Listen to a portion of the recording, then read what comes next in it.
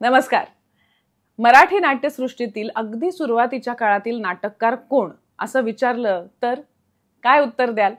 विष्णुदास भावे किंवा अण्णासाहेब किर्लोस्कर, गोविंद बल्लाळ देवल, बरोबर ना? पण मी असं म्हटलं की यामध्ये तुम्हाला ज्योतिबा फुले यांचंही नाव घ्यायला हवं तर? अगदी खरंय. महात्मा ज्योतिबा फुले हे आपल्याला स्त्रियांना आणि समाजातल्या उपेक्षित घटकांना शिक्षणाची दारे खुले करून देणारे श्रेष्ठ समाजसुधारक म्हणून निश्चितच परिचयाचे असतात. शेतकरी, कामगार यांचे ते पहिले नेते. सत्यशोधक समाजाची स्थापना त्यांनी केली. त्यांना समाजक्रांतीचं जनक मानलं जातं.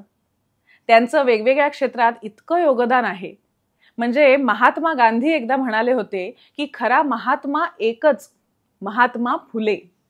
पण त्यांचं साहित्य क्षेत्रातील योगदान आपल्याला चटकन आठवत नाही. विचारवंत म्हणून त्यांनी विपुल वैचारिक साहित्य तर लिहिलंच, पण नाटक, काव्य याही क्षेत्रात त्यांचं योगदान महत्त्वपूर्ण आहे. 28 नोव्हेंबर हा महात्मा फुले यांचा स्मृती दिन. त्या निमित्ताने महात्मा फुले यांचे काही अपरिचित पैलू जाणून घेण्याचा आपण प्रयत्न करूया. सगळ्यात आधी नाटककार फुल्यांविषयी जाणून घेऊया. तर 1855 साली महात्मा फुले यांनी तृतीय रत्न हे नाटक लिहिलं. त्यांचा जन्म 1827 सालचा, म्हणजे त्यांनी हे नाटक लिहिलं तेव्हा ते 28 वर्षांचे होते. विष्णुदास भाव्यांच्या नाटकांनंतर साधारण 12 वर्षांनी हे नाटक त्यांनी लिहिलं. भाव्यांची नाटकं ही पौराणिक असत. तृतीय रत्न हे सामाजिक नाटक होतं. पौराणिक नाटकांना संहिता अशी नसे, पण या नाटकाला संवादही होते, संहिताही होती आणि त्यात पात्रचित्रण सुद्धा उत्तम केलेलं होतं. नाटकाचं कथानक तसं सुटसुटीत होतं. शिक्षण नसल्यामुळे अशिक्षित समाज हा कसा घाबरट आणि अंधश्रद्धाळू बनतो आणि खरा प्रगतीचा मार्ग शिक्षणानेच कसा मिळू शकतो हे सांगणारं हे नाटक. आधुनिक नाटकाच्या कल्पनेत बसेल असं सामाजिक नाटक त्यांनी त्या काळामध्ये त्यांच्या समोर अशा कुठल्याही नाटकाचं उदाहरण नसताना लिहिलं होतं हे विशेष. असं असतानाही या नाटकाचं कौतुक झालं नाही. दक्षिणा प्राइज कमिटी समोर ते पुरस्कारासाठी आलं तेव्हा त्याला पारितोषिक मिळालं नाही. खुद्द फुले याविषयी लिहितात की भिडस्त भट सभासदांच्या आग्रहापुढे युरोपियन सभासदांचं काही चाललं नाही तेव्हा कमिटीने माझी चोपडी नापसंत केली. एक डिस्क्लेमर याच ठिकाणी देऊ का? आपण त्या काळाकडे जातीच्या पलीकडे जाऊन बघूया. ग्लोबल अर्थात विश्वात्मक जगाच्या गोष्टी आपण करतो तर मग इतकं आपल्याला जमायलाच हवं नाही का? तर या वरच्या विधानाकडे विचारवंत सदानंद मोरे वेगळ्या पद्धतीने बघतात. ते म्हणतात दक्षिणा प्राइज कमिटीतील भटांनी हे नाटक नाकारलं असेल, पण इंग्रजांनीही ते लावून धरलं नाही, हेही विसरता कामा नये. आणि याचं कारण काय ठाऊक आहे? तर या नाटकात इंग्रज राज्य घालवून देण्याची भाषा होती. त्यांना 4 बोल सुनावले होते, त्यामुळे तसेही त्यांनी हे नाटक पास करणं अवघडच होतं. पण यामुळे झालं काय की या नाटकाचे चोपडे इतके बाजूला पडले की 1979 साली पुरोगामी सत्यशोधक या मासिकात ते छापून येईपर्यंत कोणाला ठाऊकही नव्हतं. त्याचा पहिला प्रयोग झाला 1989 साली, म्हणजे नाटक लिहिल्यानंतर 134 वर्षांनी. जर त्यावेळेस या नाटकाला बक्षीस मिळालं असतं तर कदाचित तेव्हाच त्याचे प्रयोगही झाले असते आणि त्यामुळे रंगभूमीला सामाजिक नाटकाच्या बाबतीत वेगळं वळण लागलं असतं. आज आपण पहिलं सामाजिक नाटक मानतो ते गोब देवलांच्या संगीत शारदा या नाटकाला, जे रंगभूमीवर आलं 1899 साली, म्हणजे तृतीय रत्नानंतर जवळजवळ 40 वर्षांनी. नाटककार म्हणूनही फुल्यांची दृष्टी ही काळाच्या पुढची होती असंच म्हटलं पाहिजे नाही का? आता इंग्रज आणि फुले यांच्या संबंधाचा उल्लेख झालाच आहे तर एक तपशील सांगायलाच हवा. फुले लहुजी साळवे नावाच्या वस्तादाच्या आखाड्यात कसरत करत असत. ते हत्यारांचे खेळ करत असत. ते बघायला लोक येत. या आखाड्यात त्यांचे आणखी एक मित्र होते. कोण माहितीये? क्रांतिकारक वासुदेव बळवंत फडके. या मित्राने निवडलेल्या क्रांतीच्या मार्गात आपणही सामील व्हावं असं त्यांना नाही वाटलं. पण वेळ आल्यावर कात्रजच्या घाटात अडकलेल्या क्रांतिकारकांना त्यांनी भाकऱ्या पुरवल्या. या सगळ्या गोष्टीची कुणकुण इंग्रज सरकारला होती. त्यात फुल्यांनी सरकारी नोकरी कधी केली नाही. म्हणजे काही काळ त्यांनी मिशनरी स्कूलमध्ये शिक्षक म्हणून नोकरी केली होती, पण सरकारी नोकरी करणार नाही असं त्यांनी ठरवलं. त्या काळात खरं तर इतकं शिक्षण घेतल्यानंतर तो सगळ्यात उत्तम पर्याय होता, पण त्यांनी तो मोह टाळला. त्यांच्या या स्वतंत्र बाण्यामुळे पुष्कळ इंग्रज अधिकारी त्यांना वचकून असत आणि थोडेसे साशंकही असत. आणखी एक गोष्ट सांगावीशी वाटते की इंग्रजी राज्याविषयीची कृतज्ञता त्यांनी अनेक ठिकाणी व्यक्त केलेली आहे, पण म्हणून ते इंग्रज धार्जिणे होते असं मुळीच नाही. ब्रिटिशांचं राज्य आज ना उद्या जाणार हे त्यांनी स्पष्टपणे म्हणून ठेवलेलं आहे. त्यांची मतं ते अगदी परखडपणे मांडत. ब्रिटिश महाराज्यपालाच्या भेटीसाठी पुणे नगरपालिकेने खर्च करू नये असं मत तेव्हाच्या 32 सभासदांपैकी एकट्या ज्योतिरावांनी व्यक्त केलं होतं. निस्पृहता आणि निर्भयता हे त्यांच्या अंगीचे गुण विलक्षण होते. ड्यूक ऑफ कॅनॉटच्या सत्कार प्रसंगी त्यांनी केलेलं भाषण संस्मरणीय आहे. आपल्यासमोर रेशमी कपडे आणि अलंकार परिधान केलेले श्रीमंत सरदार आणि जहागीरदार पाहून रयतेविषयी आपण मत बनवू नये. खरा हिंदुस्तान पहावयाचा असेल तर माझ्याबरोबर खेड्यात चला असं त्यांनी युवराजांना स्पष्टपणे सांगितलं. आता तुम्हाला प्रश्न पडला असेल ना, सरकारी नोकरी करत नव्हते तर फुले पोटा पाण्यासाठी करायचे तरी काय? तर त्यांचा पिढीजात व्यवसाय होता फुलांचा. त्यांचे पूर्वज पेशव्यांना फुले पुरवायचे. पेशव्यांच्या बागांची व्यवस्थाही पाहायचे, म्हणून त्यांचं आडनाव फुले झालं. वडिलांचा व्यवसाय तर ज्योतिराव पाहतच, त्यांना मदत करत असत.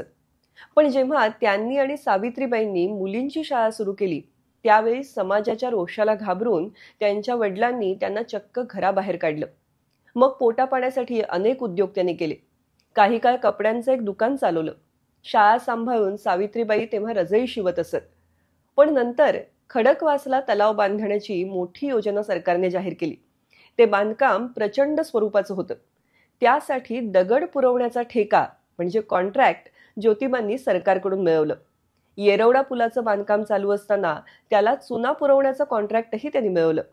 अशा प्रकारे एक अव्वल दर्जाचे यशस्वी उद्योगपती, व्यापारी आणि नामवंत शेतकरी म्हणून पुढे त्यांचा नावलौकिक झाला. ज्योतिराव फुले पुणे कमर्शियल आणि कॉन्ट्रॅक्टिंग कंपनीचे कार्यकारी संचालक होते.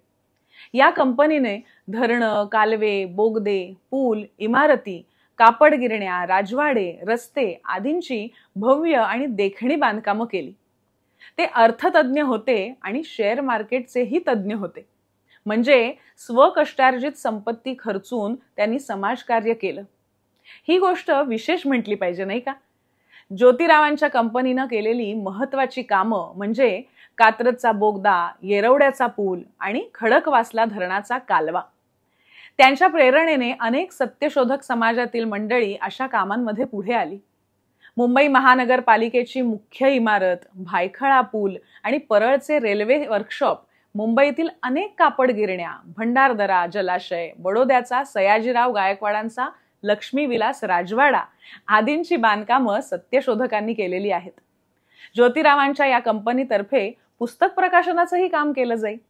बौद्ध विचारवंत अश्वघोष यांच्या वज्रसूची या जगप्रसिद्ध ग्रंथावर आधारित पुस्तक तुकाराम तात्या पडवळ यांनी 1865 साली लिहिलं. ज्योतिरावांनी ते जातीभेद विवेकसार प्रकाशित केलं. या कंपनीचं पुस्तक विक्री केंद्रही होतं. सोन्याचे दागिने बनवण्याचे साचे विकण्याची एजन्सी ज्योतिरावांकडे होती. ही कंपनी भाजीपाला विक्री व पुरवठा यांचंही काम करत असे. आज आपण बोलतो आहोत ते साहित्यिक फुल्यांविषयी, त्यामुळे हे थोडंसं विषयांतर झालं असं तुम्हाला वाटेल खरं, पण किंचित विषयांतराचा धोका स्वीकारून सुद्धा ही माहिती तुमच्यापर्यंत पोहोचवावी इतकी ती नक्कीच महत्त्वाची आहे. आता पुन्हा साहित्याच्या प्रांतात यायचं तर काव्याच्या प्रांतात त्यांनी अभंगासारखाच अखंड हा काव्यप्रकार रूढ केला. त्यांच्या अखंडातून ते अनेक सामाजिक विषय मांडत. स्वतः उद्योगपती असणारे ते उद्योगाविषयी म्हणतात, सत्य उद्योगाने रोग लया जाती, प्रकृती होती बळकट, उल्हसित मने झटे उद्योगास, भोगी संपत्तीस सर्व काळ, सदाचार सौख्य त्यांची सेवा करी, शांतता ती बरी आवडीने, नित्य यश देई त्यांच्या उद्योगास, सुख सर्वत्रांच ज्योती म्हणे, सर्व दुर्गुणांचा आळस हा पिता, बाळपणी कित्ता मुली मुला, तरुणपणात दुर्गुणी संसारी, वृद्धपणी करी हाय हाय, उद्योगा सोडून कलाल बनती, शिव्या शाप देती जना माझी, आळशास सुख कधीच होईना, शांतता पावेना, ज्योती म्हणे. फुल्यांनी शेअर मार्केटवरही काव्य लिहिलंय. शेअर घेणाऱ्यास गळा भाल दोरी, पावतीत सारी जडीबुटी, पैसे बुडाल्यास नाही त्यास दाद, सुका आशीर्वाद भटासाठी, उचल्याच्या परी खिसे कातरिती, तोंड लपविती ज्योती म्हणे. हर्षद मेहता याने बँकेच्या पावत्यांमध्ये गडबड करून फार मोठा आर्थिक घोटाळा केला होता. पावती हीच खरी जडीबुटी म्हणजे जतन करण्याची, लक्ष ठेवण्याची जागा आहे, याचा इशारा ज्योतिरावांनी 125 वर्षांपूर्वी दिला होता. त्याचप्रमाणे IPO काढणाऱ्या उद्योगांना त्यांनी उपदेश केला होता. शेअर्स काढून उद्योग करणे, हिशोब ठेवणे रोजकिर्द, खतावणी सर्व बिनचूक ठेवी, नफा तोटा दावी शोधी त्यास, जामीन देऊन नीतीने वर्तावे, सर्वा वाचवावे अब्रूमध्ये, शेअर्स विकू गेल्या काही नफा व्हावा, जगा दाखवावा ज्योती म्हणे. यानंतर वळूया 1869 साली त्यांनी लिहिलेल्या छत्रपती शिवाजी महाराजांच्या पोवाड्याकडे. सुमारे 1000 ओळींचा हा प्रदीर्घ असा पोवाडा आहे. याच वर्षी त्यांनी रायगडावर छत्रपती शिवाजी महाराजांच्या समाधीचा शोध घेतला. तिच्या जीर्णोद्धाराकडे लक्ष वेधलं आणि या पोवाड्याची निर्मिती सुद्धा केली. आधुनिक काळात छापलं गेलेलं हे पहिलं शिवचरित्र मानलं जातं. म्हणजे फुले शाहीरही ठरतात आणि चरित्रकारही. हाही पोवाडा बक्षिसासाठी दक्षिणा प्राईज कमिटी समोर आला. तेव्हाही त्याला बक्षीस दिलं गेलं नाहीच. तोवर महात्मा फुले हे मोठे नेते म्हणून उदयाला आले होते. त्यांना कुणीतरी विचारलं, तुम्ही जरा जोर लावला असताना तर बक्षीस तुम्हालाच मिळालं असतं. ते म्हणाले, चांगल्या कार्यासाठी वाईट मार्गाचा अवलंब करण्यात काही अर्थ नाही. या पोवाड्याबरोबर अब्राहिम लिंकनच्या नेतृत्वात तेव्हाचे निग्रो गुलामगिरीतून मुक्त झाले या घटनेने प्रेरित होऊन त्यांनी लिहिलेला गुलामगिरी हा ग्रंथ, भारतीय शेतकऱ्यांचा आक्रोश प्रथमच मांडणारा शेतकऱ्यांचा असूड 1883 मधला हा ग्रंथ आणि सत्य व नीतीवर आधारलेल्या वैश्विक धर्माचे तत्वज्ञान विशद करणारा सार्वजनिक सत्य धर्म असे अनेक महत्त्वाचे ग्रंथ आहेत. नेल्सन मंडेला आणि बराक ओबामा यांच्या भारत भेटीत त्यांना गुलामगिरी हा ग्रंथ भेट देण्यात आला आणि ते दोघंही महात्मा फुलेंच्या स्मरणाने अगदी भारावून गेले होते. 1991 हे साल म्हणजे महात्मा फुले यांचं स्मृती शताब्दी वर्ष. या निमित्ताने त्यांच्या समग्र वाङ्मयाची यदी फडके यांनी संपादित केलेली आवृत्ती प्रसिद्ध झाली. तेव्हा ती विकत घेण्यासाठी लोकांनी अगदी रांगा लावल्या होत्या. त्यामध्ये पु ल देशपांडे, गोविंद तळवलकर, राम बापट, डॉक्टर श्रीराम लागू, नाधो महानोर, शंकरराव खरात, रा चिम ढेरे यांनीही रांगेत उभे राहून हा ग्रंथ विकत घेतला होता. खरं तर असं सांगण्यासारखं, वाचण्यासारखं खूप काही आहे. याविषयी ज्येष्ठ संशोधक हरी नरके सरांचं लेखन विशेष वाचनीय आहे आणि ते ब्लॉग स्वरूपात उपलब्ध आहे. त्याचे संकेत दुवे आम्ही सोबत देतो आहोत. आणखीही काही वाचनीय ग्रंथांचे संकेत दुवे जोडतो आहोत. तुमच्या प्रतिक्रिया नक्की कळवा. मागच्या बालदिन विशेष भागाला तुम्ही देत असलेल्या उत्तम प्रतिसादाबद्दल मनापासून आभार. असेच वेगवेगळे विषय पाहण्यासाठी तुम्हाला मधुरा वेलणकर साटम ही माझी YouTube वाहिनी आहे, तिला पसंती द्यावी लागेल, तिचं सभासद व्हायला लागेल आणि तिचा प्रसार करायला लागेल. अर्थात लाईक, शेअर आणि सबस्क्राईब करायला लागेल आणि अर्थात बेल आयकॉनवर क्लिक करायलाही विसरू नका. पुन्हा भेटूया पुढच्या भागामध्ये अशाच एका विशेष गोष्टीसह. धन्यवाद.